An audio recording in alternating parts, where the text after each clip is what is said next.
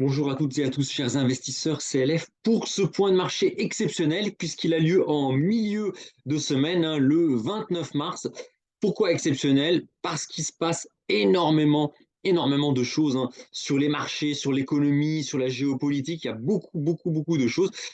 Et pourtant, les marchés restent incroyablement imperturbables. Et c'est important d'essayer de comprendre pourquoi les marchés restent imperturbables malgré la cascade de mauvaises nouvelles qui tombent. Alors, vous voyez le titre de la vidéo, des marchés imperturbables malgré le chaos. Alors, avant d'entrer dans le vif du sujet, un petit rappel pour vous informer que je vais organiser un live sur les investissements, donc qui s'intitule En cette période d'incertitude, quelles opportunités d'investissement sont à saisir en 2023. Ce webinaire est gratuit, donc sur inscription. Il se tiendra le mardi 11 avril 2023 à 20h. Donc vous avez le lien ici pour vous inscrire. Donc soit vous recopiez le lien, soit vous cliquez dessus dans la description de la vidéo. Les thèmes qui seront abordés, on va parler des marchés financiers et immobiliers, l'importance d'avoir un conseiller en gestion de patrimoine, l'erreur à ne pas faire qui consiste justement à ne rien faire et à attendre que ça se passe. Et je présenterai quelques solutions. Alors, attention, ce webinaire ne sera pas retransmis en replay. Ce sera un webinaire privé. Donc, il n'y aura pas de replay, il n'y aura pas d'enregistrement. Donc, c'est vraiment important que vous vous inscrivez. L'inscription est gratuite. Il n'y a pas d'engagement, c'est gratuit, mais je ne peux pas le retransmettre pour la simple et bonne raison que je vais donner de vrais conseils en investissement, puisque je suis conseiller en gestion de patrimoine agréé AMF, donc je vais donner de vrais conseils en investissement, sauf que l'AMF interdit à quiconque, même les personnes qui ont des licences comme moi, de publier comme ça des conseils en public comme ça sur YouTube ou sur un autre réseau social. Donc c'est pour ça que j'organise un webinaire privé, donc sur inscription, afin vraiment de présenter, de refaire une présentation sur les marchés et d'indiquer les opportunités du moment. Voilà, donc voilà un petit rappel. Donc le lien, il est ici, vous pouvez le copier-coller ou alors cliquer directement dans la description. Voilà un petit peu, donc ça c'est pour l'événement. Alors maintenant, je vais pas vous faire perdre plus de temps, je vais attaquer directement ce qui se passe sur les marchés. Alors, on va commencer par les bonnes nouvelles.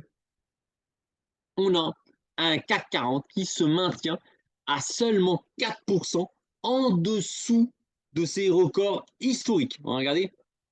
Là, on a l'évolution du CAC 40 depuis les années 90. On a un CAC 40 qui est à 4% de ses records historiques.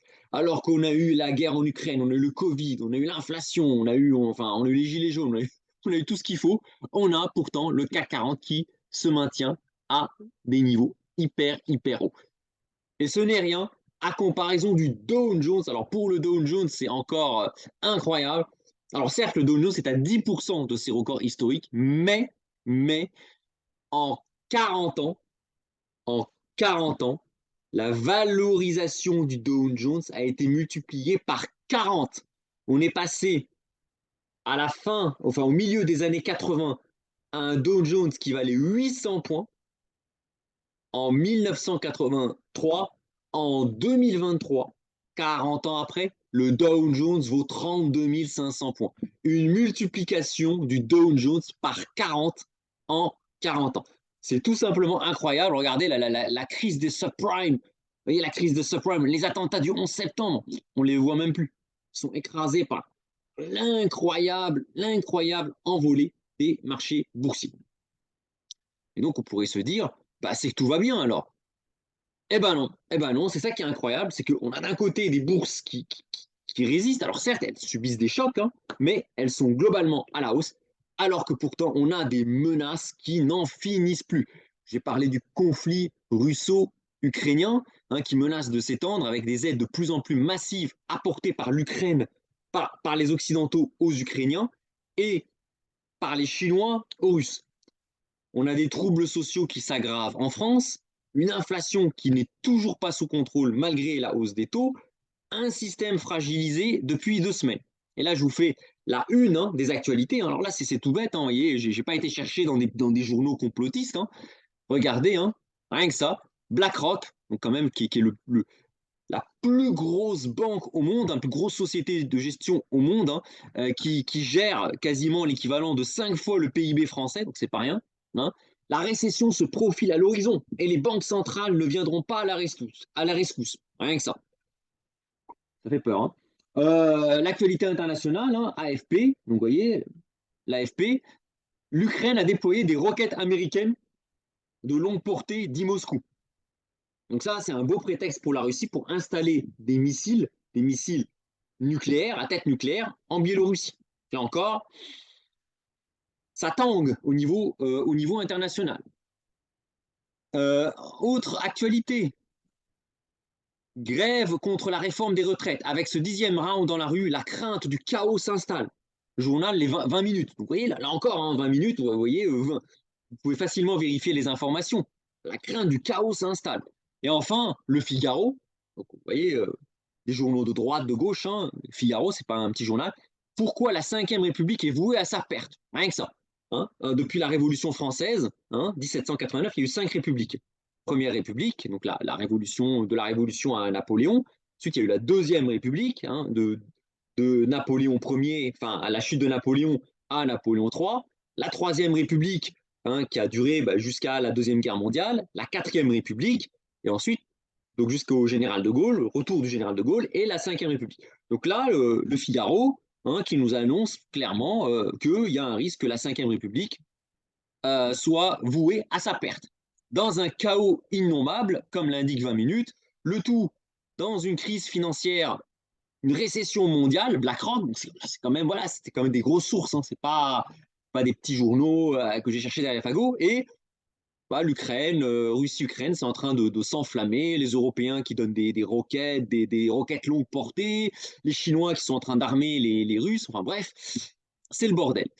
Et pourtant, on a des marchés financiers qui sont très hauts. Alors, de deux choses l'une. Soit les marchés se plantent complètement, soit en fait les journaux se plantent. En fait, tout va bien, c'est magnifique, c'est génial, c'est super. Bon, en réalité, la situation est plus complexe. Et pour ne rien arranger, parce que c'est, c'est vrai, il en faut toujours plus, hein, quand il n'y en a plus, il y en a encore. Un nouveau scandale bancaire de grande envergure vient de tomber aujourd'hui. Aujourd'hui, donc, alors là encore, hein, un titre, hein, l'AFP, hein, donc vous voyez, Agence France Presse, vous pouvez aller vérifier, vous tapez les banques françaises de nouveau sous pression après des perquisitions du parquet national financier. Rien que ça, il y a eu des perquisitions, là, au moment où je vous parle, il y a des perquisitions de grande ampleur qui sont menées hein, chez les plus grosses banques françaises, Société Générale, Exane, BNP Paribas, Natixis, HSBC. Rien que ça, là, on a une suspicion de fraude fiscale massive. Hein. Donc, du coup, on a le parquet national financier qui a ordonné des perquisitions au même moment. Donc c'est quand même très grave lorsque vous lancez une perquisition au même moment, à la même heure, avec les policiers qui débarquent au siège des grandes banques pour vérifier, pour checker les documents, parce qu'on suspecte une fraude fiscale, c'est quand même, il n'y a pas de fumée sans feu.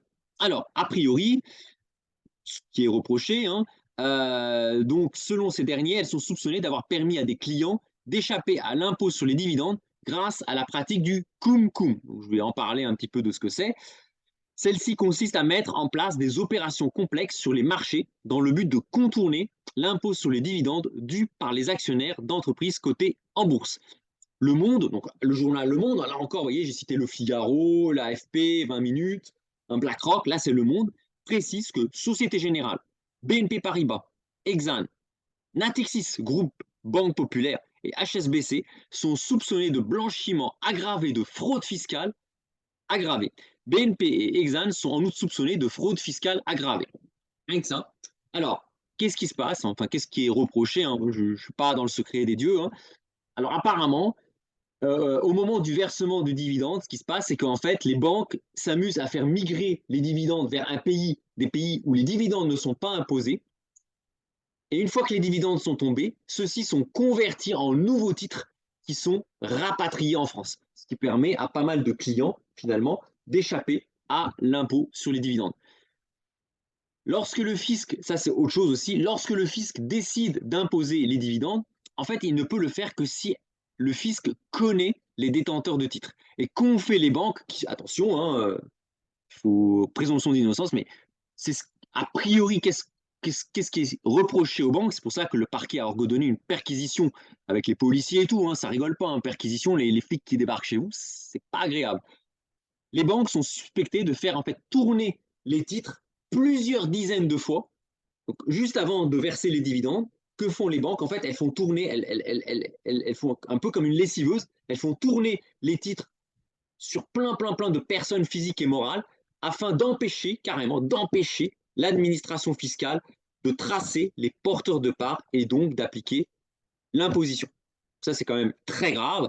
Et effectivement, c'est pour cela qu'il y a des perquisitions. Et donc, apparemment, là encore, hein, les banques françaises ont pu profiter de ces failles fiscales pour détourner 120 milliards d'euros destinés aux impôts à la base grâce à des personnes haut placées dans les arcanes de l'administration qui connaissent les ficelles et les trous de la raquette. Donc apparemment, hein, il y a quelques bisbilles, hein, des gens très haut placés qui ont été débauchés par des banques qui, du coup, en profitent pour savoir un peu comment le fisc procède pour tracer les dividendes et qui ont mis en place des processus pour échapper à l'impôt. Certains processus sont légaux, quoique limite, d'autres totalement illicites. Alors attention, hein, ce n'est pas une affirmation que je dis, ce sont des suspicions. À ce moment-là, en ce moment, il y a des perquisitions au siège de ces banques qui sont menées de manière simultanée par la police et le parquet national financier. Alors, donc, vous voyez le scandale, hein, 120 milliards d'euros potentiellement détournés, hein, 120 milliards, hein, petite baguette, alors que la rue, aujourd'hui, est en train de s'enflammer, est en ébullition pour 12 milliards d'euros d'économies sur la retraite. Et donc, on voit que ça attise la colère. En fait, c'est important de le savoir, les gens ne sont pas contre la méritocratie, contrairement à ce qu'on cherche à nous faire croire, ni contre le travail, ni contre le libéralisme, mais sont insupportés par ce qu'on appelle le capitalisme de connivence. Et ça, typiquement, ce type de fraude, suspicion de fraude, hein, attention, présomption d'innocence, mais si ces fraudes peuvent avoir lieu, c'est pas un lampiste isolé, hein, il y a tout un tas de connexions entre des gens haut placés au niveau de l'appareil de l'appareil de dirigeants de l'État avec les dirigeants des banques. Il n'y a que comme ça qu'on peut y arriver. Si toutefois il y a fraude, attention, il faut être prudent. Hein, moi, je cite voilà, c'est Le Monde, je cite des articles de presse. Hein, moi, j'étais pas avec les policiers qui sont allés perquisitionner les banques. Hein, si ça se trouve, il n'y a pas de perquisition. Bon, moi, je cite mes sources. Hein, mais pour arriver à ce niveau de fraude à grande échelle, sans que les impôts, le fisc ne s'en aperçoivent pas tout de suite, c'est qu'il y a des collusions entre des personnes haut placées au niveau politique et des personnes haut placées au niveau économique. Donc évidemment, tout ça, hein, vous voyez, c'est un peu le bordel. Hein, le bordel. Et pourtant, les marchés résistent. Hein. Les banques, aujourd'hui, au moment où je vous parle, là encore, c'est factuel, BNP Paribas est en hausse de 0,5%. Je ne sais pas, le siège il est perquisitionné, c'est quand même assez grave. On parle quand même de fraude qui se chiffre à plusieurs dizaines de milliards d'euros et le titre monte. Bon. Alors en fait, les marchés ne sont pas déconnectés de la réalité. Ils anticipent que tout ça, ça va retomber et que tout le monde sera sauvé par la planche à billets des banques centrales. Et là, en fait, les marchés ne donnent pas raison à BlackRock. BlackRock dit qu'il y aura une récession et que les banques centrales n'interviendront pas. Les marchés disent clairement, on n'est pas d'accord, il y aura peut-être une récession, mais les banques centrales, elles vont sauver tout le monde. Enfin, tout le monde, sauf ceux qui n'investissent pas. Ceux qui n'investissent pas, eux, il n'y aura pas de grâce pour eux. Alors, la réactivation de la planche à billets, hein, permet de sauver les banques via des injections massives d'argent. C'est pour ça que le cours des banques ne s'effondre pas. De limiter la baisse des actions, ce qui permet aux grandes fortunes de protéger leur patrimoine, de ne pas augmenter les impôts des classes moyennes et de repousser indéfiniment le paiement des dettes. Là, on voit, hein. Et là, on voit que la hausse des marchés n'est pas liée au hasard. Il n'y a pas que les marchés boursiers qui montent. Ça, c'est le cours de l'or. Hein. L'or, alors l'or physique, hein. L'or valait à peu près, vous voyez, au début des années 2000, hein, il y a 20 ans, ça valait 300 dollars l'once. Là, on est quasiment à 2000 dollars l'once. La valeur de l'or a été multipliée par 15 en 20 ans. Par 15, hein. Je ne sais pas si vous vous rendez compte, c'est énorme. En 20 ans, l'or a été multiplié par 15. Et comme si tout ne suffisait pas, hein, donc là, vous voyez le CAC 40, les SCPI, hein, les SCPI, vous savez, je me suis posé la question, je me suis dit, tiens, on m'avait dit, je me souviens, oh là là, faut pas investir dans les SCPI, le Covid, ça va s'effondrer, etc., etc., etc. Les entreprises payent plus leur loyer, donc du coup, bah, les SCPI, ça va chuter. Bon, bah, moi, j'ai continué à recevoir mes loyers, et même les loyers, ils ont été augmentés, etc. Donc là, j'ai été chercher un indice. Hein. Il y a un indice qui s'appelle RSCPI, donc c'est un indice qui mesure l'évolution de la valorisation des SCPI, hein, comme le CAC 40. Et là, vous voyez, hein, donc vous avez le CAC 40 qui a vachement monté hein, depuis 2012, hein, hein, qui a été multiplié par 2,5, le CAC 40, et les SCPI, hein, la valorisation des SCPI en 10 ans, elle a augmenté de 75%.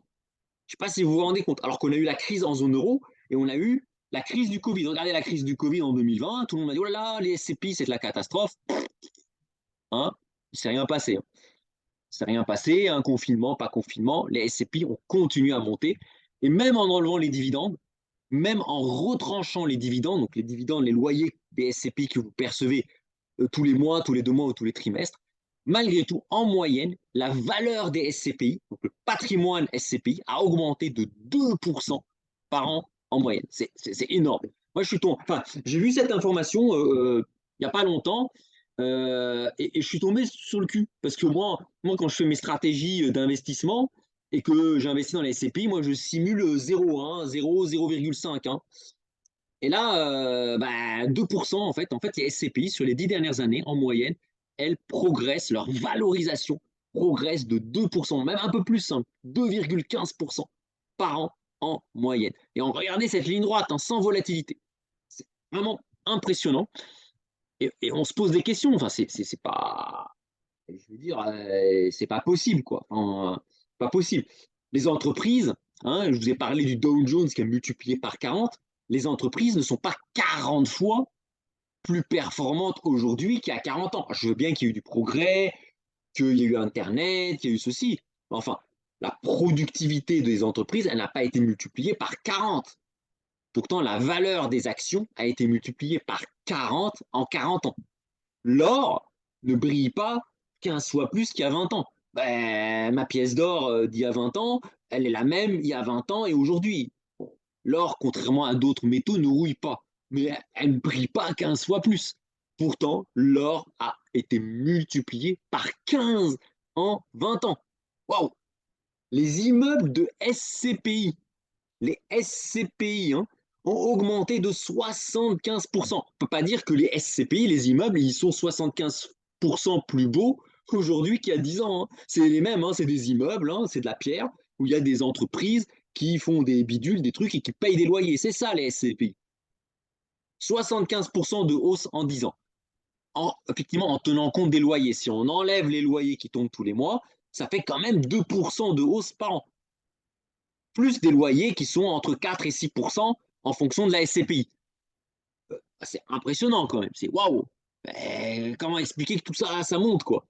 En fait, la raison de cela, et ça c'est vraiment important que vous en rendiez compte, ce n'est pas les SCPI, l'or, les actions qui sont plus rentables, qui valent plus en fait. C'est la valeur de l'argent, de la monnaie, de la monnaie papier que vous avez, des billets de 20 euros, qui est en train progressivement de baisser. Et là, je vous donne un schéma qui est hyper intéressant. Depuis les débuts des années 2000, le bilan de la Réserve fédérale a été multiplié par 12 en à peine 20 ans. Hein. Le bilan de la Banque centrale, alors je vais faire simple, en fait, c'est la planche à billets. C'est-à-dire qu'au début des années 2000, le bilan, ce que la Réserve fédérale avait, on peut parler de la Banque centrale européenne, hein, c'est pareil, elle avait 700 milliards d'actifs. Aujourd'hui, on est à 9 000 milliards. Et ça, cette évolution, en fait, traduit, entre guillemets, l'évolution de la planche à billets de la Réserve fédérale. Regardez, là, c'est stable. Boum, crise de 2008. Là, on fait tourner la planche à billets, on multiplie la masse, hein, le bilan de la Réserve fédérale, il est multiplié par 2. Donc, que fait la Réserve fédérale? Elle va acheter des actifs sur les marchés pour empêcher que les actifs baissent. Mais qu'est-ce qu'elle fait derrière? Elle imprime de l'argent. Parce qu'une banque centrale ne peut pas faire faillite, donc elle va imprimer de l'argent, des billets, pour racheter des actifs avec de la monnaie de singe. C'est de la monnaie qui ne repose sur aucune richesse créée. Donc là, ensuite, vous avez les différentes crises, hein. Vous avez la crise de la zone euro, vous avez plusieurs crises, et donc la Réserve fédérale intervient aussi, hein, pour éviter que le dollar ne s'envole trop par rapport à l'euro. Donc on a plusieurs quantitative easing, et là, bam, là c'est le Covid, là c'est la crise du Covid, on va passer de 4 000 milliards à 7 000 milliards. Hein, là, vous voyez, là, en quelques semaines, les États-Unis d'Amérique vont imprimer 20% de tous les dollars américains imprimés depuis la création des États-Unis, hein, en 1776, ont été imprimés durant la crise du Covid. Et là, on voit le bilan de la Banque centrale qui a continué à monter. Donc, il y a de. Alors, ça veut dire quoi? Ça veut dire que la masse monétaire explose. Il y a de plus en plus d'argent. Il y a de plus en plus d'argent qui sont créés par les banques centrales. Alors, ça ne suffit pas pour qu'il y ait de l'inflation. Pour qu'il y ait de l'inflation, hein, c'est la fameuse équation MV égale PQ. Donc M, c'est la masse monétaire. V, c'est la vitesse de circulation de la monnaie. P, c'est le prix des produits. Et Q, c'est la quantité de produits. Donc Q est plutôt stable, hein, la quantité, ouais, on va pas multiplier le nombre de produits par 10 ou par 15, donc Q est assez stable. La masse monétaire, elle a explosé. Et ce qui a permis d'éviter l'inflation durant les années 2010, c'est la baisse de circulation, la vitesse de circulation de la monnaie. Sauf que la vitesse de circulation de la monnaie, c'est quelque chose qui va remonter, c'est quelque chose qui fluctue. Donc dès lors que la vitesse de circulation de la monnaie augmente, à cause de la fin du confinement, du déconfinement, les gens dépensent, donc c'est la vitesse de circulation de la monnaie, et que la masse monétaire, elle, a explosé, la quantité de biens produits ne pouvant pas exploser, ce sont les prix qui s'ajustent à la hausse. Les prix des produits, des services, mais aussi des actifs. C'est ce qui explique pourquoi l'or a augmenté, pourquoi les actions ont augmenté, pourquoi l'immobilier a augmenté, pourquoi les SCPI ça a augmenté. En fait, on a une explosion de l'argent, l'argent papier en circulation. Et donc, évidemment, comme les actifs tangibles, on ne peut pas les imprimer, la valeur des actifs et des services augmente. Donc, les investisseurs, ça s'explique pourquoi les investisseurs, alors je parle des investisseurs de long terme, hein, si vous avez investi la semaine dernière ou il y a un mois, votre patrimoine, il n'a pas eu le temps d'exploser. Mais les investisseurs de long terme voient leur patrimoine flamber, exploser à la hausse. À l'inverse, les consommateurs voient leur pouvoir d'achat laminé par l'inflation. Donc ça, c'est vraiment, vraiment, vraiment important. C'est que l'utilisation de la planche à billets pour sauver tout le monde, pour arroser tout le monde d'argent, pour régler toutes les crises à coup d'argent imprimé, en réalité, elle va créer une énorme fracture entre les personnes qui investissent, qui savent investir, et les personnes qui attendent, qui font rien, qui consomment, voire même. Alors celles qui consomment, elles vont s'appauvrir de plus en plus. Donc voilà un petit peu le résumé de la situation. Je voulais faire ce point de marché parce que c'est vraiment, vraiment critique ce qui se passe. On a une actualité chaotique, on a un risque de chaos social, on a un risque de révolution, on a un risque de chute de la Ve République, on a un risque de guerre géopolitique, de crise financière. Enfin, tout ça, c'est les articles, Le Figaro, Le Monde, l'Agence France Presse, 20 minutes. On a un scandale bancaire à dimension énorme, hein. Enfin, 120 milliards détournés par les banques, hein. a priori, hein, la justice nous le dira. Bref, tout ça, ça va être réglé par la planche à billets. C'est pour cela que les marchés ne baissent pas, pour le moment. Parce que les marchés se disent, de toute manière, les banques centrales vont imprimer, il y aura des scandales, on va trouver quelques lampistes chez les banques, chez BNP, chez Société Générale, à qui on va faire porter le chapeau, qui vont sauter. Et derrière, les banques centrales, elles vont arriver, elles vont imprimer, on va sauver tout le monde. Mais sauf que derrière, c'est, on ne peut pas créer de la richesse de manière gratuite. Il y a toujours quelqu'un qui paye.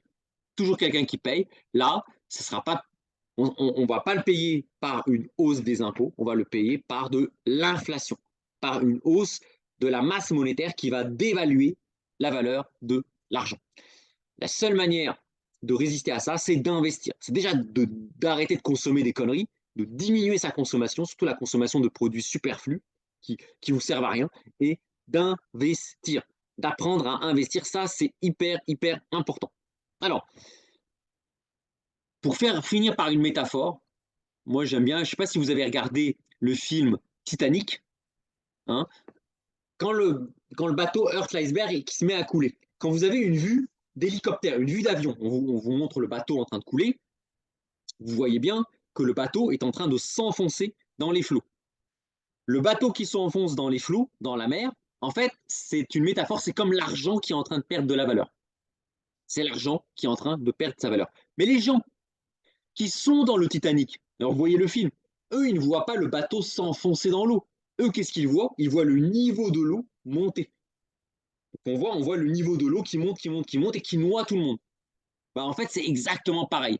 Les personnes qui, qui ne cherchent pas à investir, qui ne cherchent pas à comprendre ce qui se passe, la seule chose qu'elles voient, c'est les prix qui augmentent. Et alors, surtout avec des médias qui nous parlent que c'est la faute à Poutine, la faute au Covid, la faute aux Chinois, c'est facile d'y croire. Et donc, on croit, voilà, c'est l'inflation sortie de je ne sais où qui fait monter les prix et qui nous appauvrit. En réalité, votre baguette de pain, n'en déplaise à votre boulanger, c'est comme les SCPI, c'est comme l'or, c'est comme tout, elle n'a pas pris de valeur. Une baguette de pain, ça reste une baguette de pain, même si votre boulanger, il est gentil, il est tout ce qu'il veut, ça reste une baguette de pain. Hein, un morceau de viande, ça reste un morceau de viande. Si les prix de toutes ces choses-là augmentent, c'est pas parce que la baguette de pain a pris de la valeur, c'est la valeur de l'argent que vous avez en main qui est en train de diminuer. C'est pour ça que là encore, je m'excuse, je radote, ça ne sert à rien. Là, il y a des gens, des adeptes de l'effondrement qui vous appellent à retirer votre argent des banques et à le mettre sous un matelas. Ça ne sert à rien. Ça ne sert strictement à rien. Parce que c'est la valeur de l'argent, la valeur de vos billets, de vos pièces en euros qui est en train de plonger, de baisser. Et ce que vous voyez, c'est la hausse des prix. Donc ça ne sert à rien de retirer son argent en banque et de le mettre sous le matelas.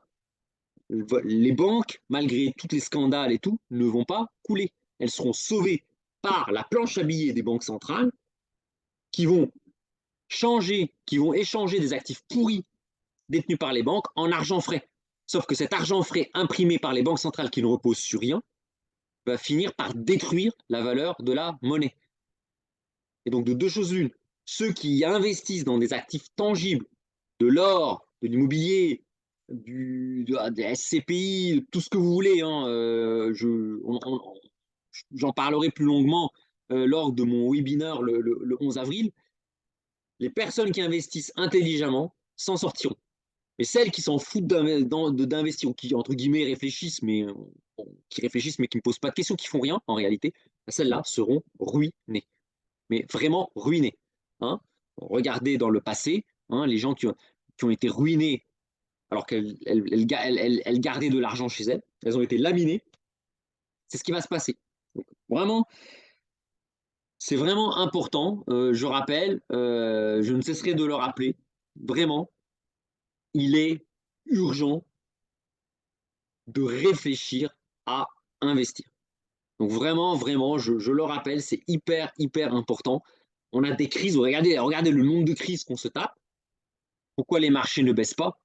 C'est parce qu'en réalité, la valeur de l'argent, la valeur de la monnaie baisse plus vite que la valeur des marchés. C'est pour ça qu'on a l'impression que les marchés ne baissent pas, voire même qu'ils augmentent. C'est parce qu'en réalité, si les entreprises souffrent, hein, avec tout ce qui se passe. Forcément, les banques, elles souffrent. Mais elles se dévaluent, elles se dévalorisent beaucoup moins vite que ne se dévalorise la valeur de l'argent, la valeur des euros que vous avez en poche, dans les mains, dans votre banque. Voilà.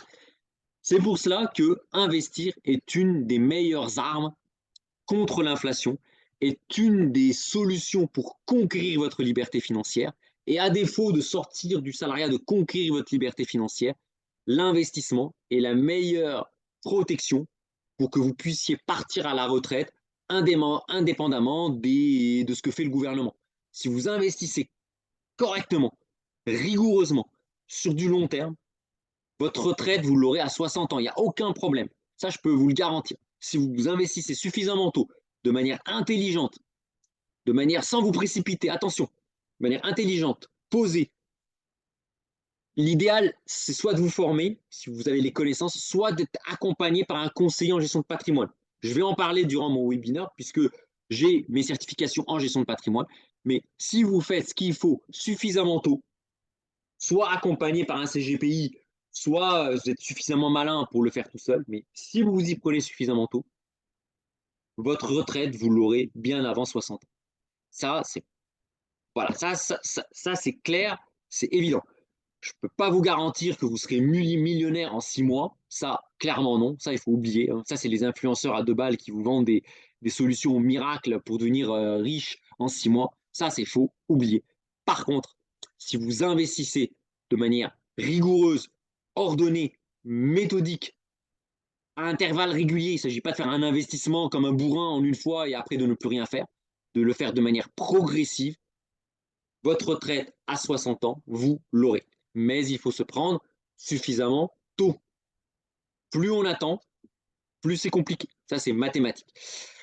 Voilà un peu ce que j'avais à vous dire. Donc, il va falloir surveiller l'actualité, surveiller un peu tout ce qui se passe.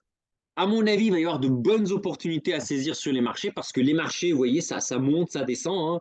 Le CAC 40 a déjà connu des baisses. Il est possible qu'on ait des secousses, que ça baisse. Mais quand ça baissera, enfin, si ça baisse, j'espère que ça va baisser un peu parce que j'ai envie d'investir, j'ai un peu de cash à investir. Si ça baisse, ça sera une bonne opportunité de rentrer. Parce que sur le long terme, si vous avez un portefeuille diversifié avec un peu d'or, un peu d'actions, un peu de SCPI, un peu de... Voilà, à la fin, sur du long terme, vous serez largement plus gagnant que si vous restez 100% en cash, voire même sur des comptes sur livret, hein, qui rapportent 1, 2, 3%, vous serez largement gagnant par rapport à si vous ne faites rien ou si vous gardez votre argent sur des livrets. Et vous serez encore plus gagnant par rapport à ceux qui consomment comme des gorées et qui ne gardent rien de côté. Ça, c'est encore pire.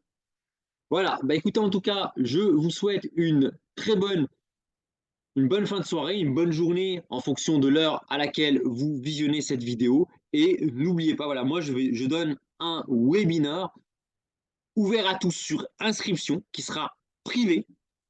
Hein. Attention, je ne peux pas publier des conseils en investissement, parce que ce sera des conseils assez précis. Je ne peux pas les publier, l'AMF l'interdit, donc ça sera privé et sur invitation uniquement, et c'est gratuit. Donc voilà, mon but, c'est pas de faire, voilà, de vous faire payer à l'entrée pour gagner de l'argent, c'est pas du tout le but. Ça sera une vidéo gratuite, il n'y aura pas de replay, mais il faut s'inscrire. Voilà. Bah, écoutez, en tout cas, je vous souhaite une très très bonne soirée. Prenez bien soin de vous et je vous dis à bientôt pour un nouveau point de marché. Salut tout le monde.